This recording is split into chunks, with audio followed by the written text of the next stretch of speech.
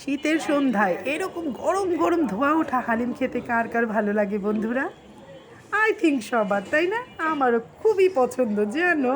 ভাই আর একটা লেবু দাও, বিশেষ লেবুটা করে পড়ে এই গেছে। শীতের সন্ধ্যায়, গরমের দিনেও খাই না যে তা না, শীতের সন্ধ্যায় গরম গরম হালিম খেতে আমার এত ভালো লাগে জানো না।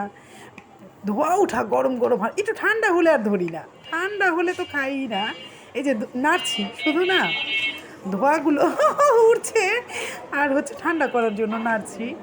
এই বছর তো শীত পড়লোই না বলতে গেলে, তাই না বন্ধুরা বলো? 15-20 দিন আগে একটু শীত ছিল, 2-3 দিন, এখন আবার কিছুটা শীত অনুভব করছি। আর যতটুকু শীত লাগছে খুব উপভোগ করছি, ভালো লাগছে, তাই না? কারণ কখন আবার চলে যায় কখন আবার চলে যায় এই শীত বলা তো যায় না। যতটুকু শীত পাচ্ছি উপভোগ করছি, আর হচ্ছে ধোঁয়া ওঠা হালিম খাচ্ছি, ভালোই লাগছে।